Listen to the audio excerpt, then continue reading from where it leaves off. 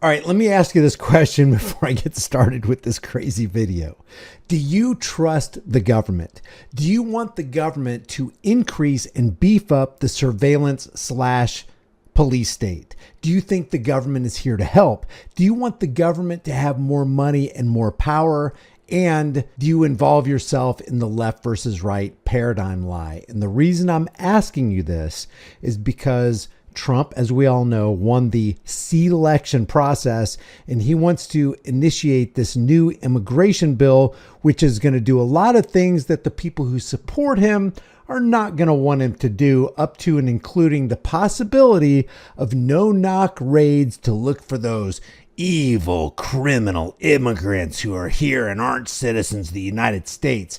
How many instances in American history, for example, do we have to see to realize that popular policies, which the people applaud generally, end up making us less safe, less free, and results in the government reaching their hands deeper into our pockets? I can think of one: the Affordable Care Act, Obama, the Patriot Act, Bush. When people think, hey, this is going to secure more freedom for me, what it does is it results in less freedom for you. Your liberties are removed. Your constitutional unalienable rights are trampled, and money is stolen from your pockets so that they can continue to support these policies and these new agencies that they produced. And nothing is different in this scenario. I don't care if you're left leaning or right leaning. You can call me embroiled in Trump derangement syndrome all you want, but anytime they say, hey, we're from the government, we're here to help remove illegals from you Americans so we can have better jobs and a better life, it's all BS. Watch this. And it's not that I agree with everything that the Wall Street Journal says here, but I've done some back-end research, and a lot of their numbers seem to be pretty on target. Watch this. $315 billion. That's one staggering cost estimate for Donald Trump's signature campaign promise. The largest domestic deportation operation in American history. And the people who are applauding, whose pocket do you think the implementation of this policy is going to come out of? The people who are applauding it. So they're basically SEALs going, yeah, steal more money from me so you can make me more safe, government, which never happens. You become poorer, the government becomes richer. You become disempowered, the government is empowered. And like I said, this mass deportation thing will likely result in massive amounts of no-knock raids by ICE, who will be given more federalized power and qualified immunity. That's why Donald Trump is constantly talking about this blanket federalized qualified immunity for all law enforcement officers, in addition to the qualified immunity they already enjoy at our expense. Anybody who wants a further blanket of qualified immunity, I don't care if there's an R by their name or a D by their name. It doesn't matter to me. They are your enemy. More conservative estimates are still enormous. One group puts it at $162 billion. That's more than the government spent on most federal agencies in fiscal year 2024. We'll explain why an operation of this scale could require hundreds of billions of dollars over the course of a decade. Is it your plan to deport everyone who is here illegally over the next 4 years? Well, I think you have to do it, and it's a very tough thing to do. That means roughly... And we don't care who gets caught up in our crosshairs, and you know it's going to happen. Mistakes are constantly being made every day, to this day, by agencies like the CIA, the FBI, the DEA, and now ICE is going to get involved in this? 13 million immigrants who entered the country illegally are at risk of deportation, about 4% of the U.S. population. To put that into perspective, the entire U.S. prison and jail population in 2022 was around 1.9 million people. Scale is difficult for the government to carry out. Aaron Reichlin-Melnick is a senior fellow at the American Immigration Council, a liberal immigration group. Okay, so now we got liberal versus conservative. Let's just look at this at face value, okay? Let's look at the cost. Let's look at the legitimate criticisms against it. And let's also judge these liberal think tanks who are also in it for themselves. Because remember, while the GOP might want things like national ID cards, border walls, more police, and further regulations on employers and entrepreneurs, the leftists want more in terms of welfare and citizenship benefits, which also comes out of your pocket.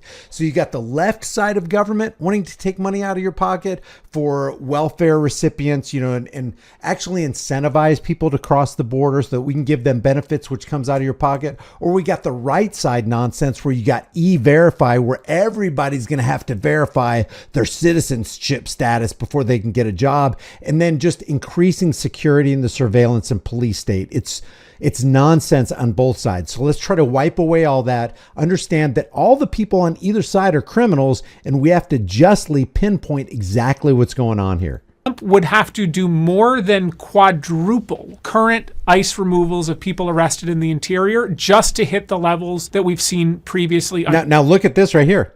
From 16 to 20, you had Donald Trump. What happened right here? You had Obama. Yeah, he was tapering down, but Obama was even worse than Trump. And now they're calculating that in 2024 through 2028, it's going to be exponentially worse than what Obama offered. Under Obama. I think that you take a sequential approach to it. You start with what's achievable. Let's start with 1 million. The details of the plan are still being worked out, but let's say Trump does decide to deport 1 million people a year. That could still cost about $88 billion annually and take 11 years, according to one. Cost who? Cost you. It's going to come out of your pocket. Do you think that they're going to misallocate those resources and waste resources? You better believe they will. If we don't learn from history of government spending, we're doomed to repeat further government spending. Estimate. And that's assuming 20% of people would leave on their own. Yes, it's expensive, but the trade-offs, I think, are well worth it. Ron Vitello led the Immigration and Customs Enforcement Agency known as ICE for a year in Trump's first term. Right now, the government is underfunded for its ability to detain people to be able to accomplish this and the border mission simultaneously. Underfunded or overpaying, overspending? Come on, give me a break. Underfunded. The government is never underfunded. They ensure that they're never underfunded.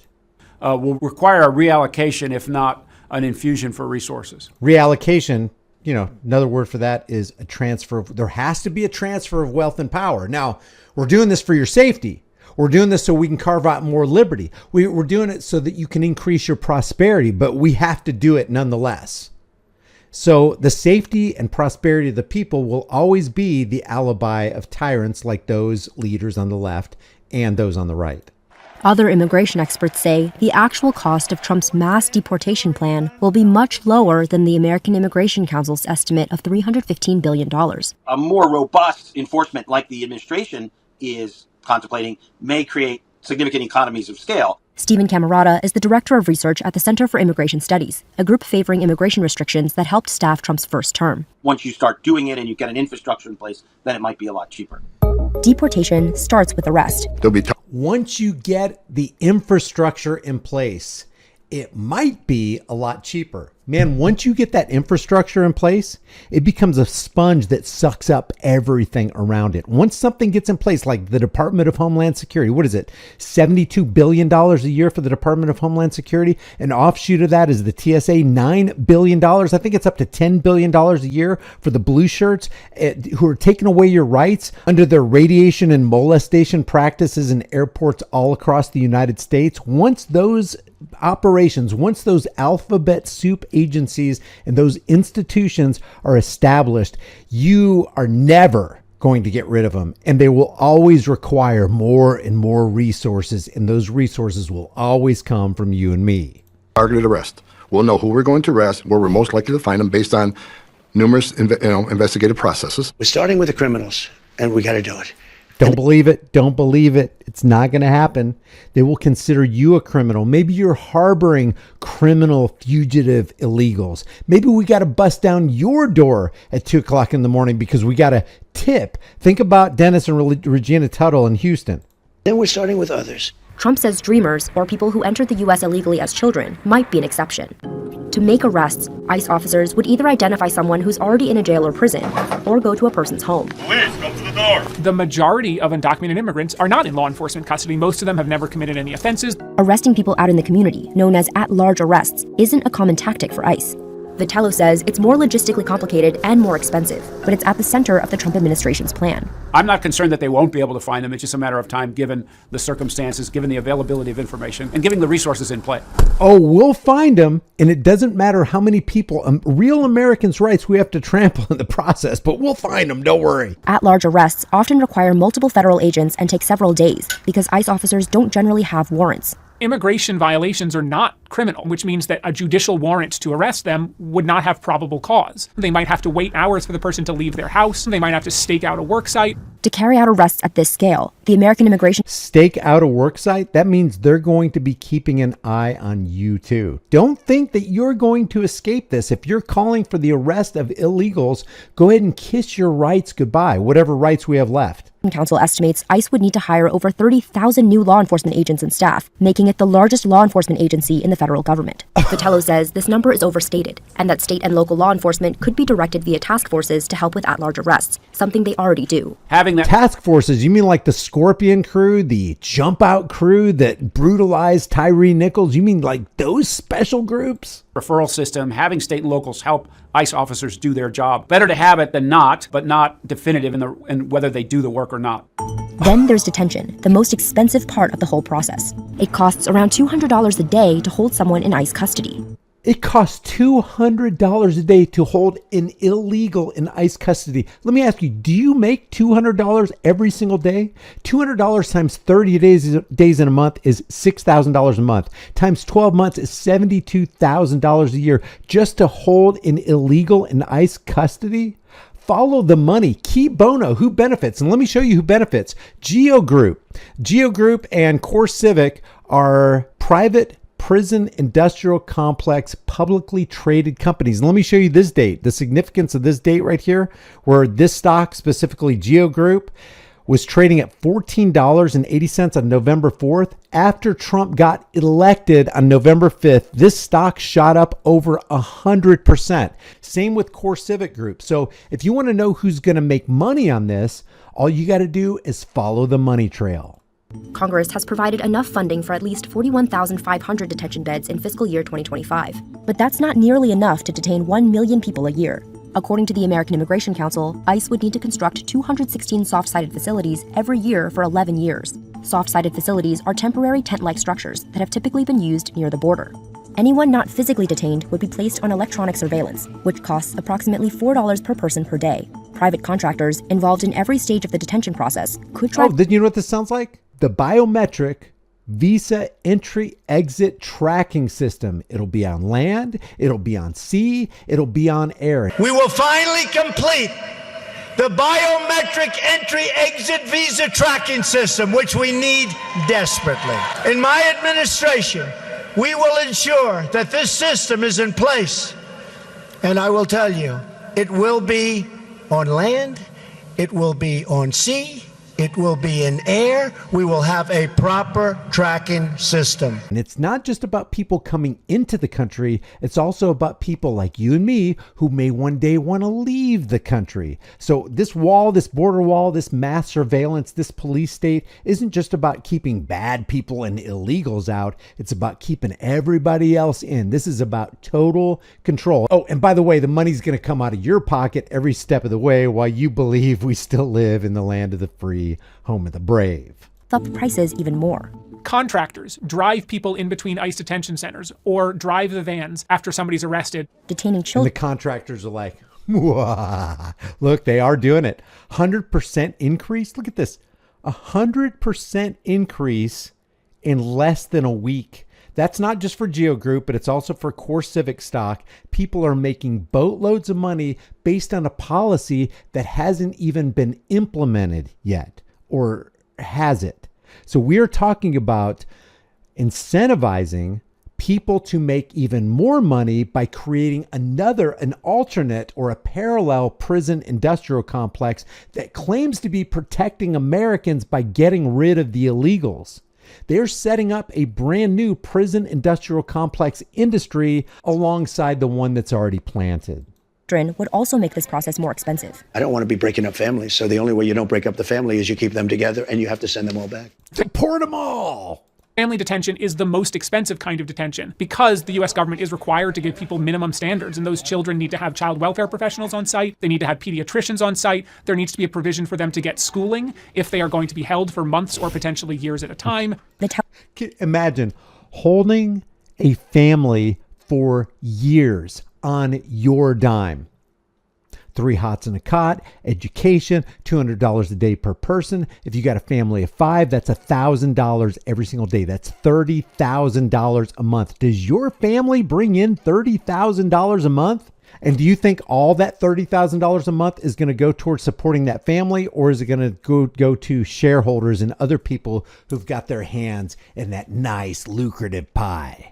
Allo says one way the government could reduce costs is by repurposing existing detention centers like Guantanamo Bay. A third country like a Panama, potentially Mexico, could agree to hold third country nationals so that their due process could be adjudicated, thereby lowering the costs and kind of sending a message down the pipeline that people are not going to be released into the United States to await those adjudications. That alone will reduce the number of individuals trying to cross the border illegally. Camerata says there are over 1 million immigrants who could be detained at a much lower cost. There are people with a final order of removal that we just never made leave. Those individuals shouldn't have to be held long. We can get them out very quickly. After detention comes legal processing, which immigration law experts say is the biggest bottleneck in the mass deportation process. An additional 10.6 million cases would require nearly 2,000 more immigration judges and over 1,100 more courtrooms.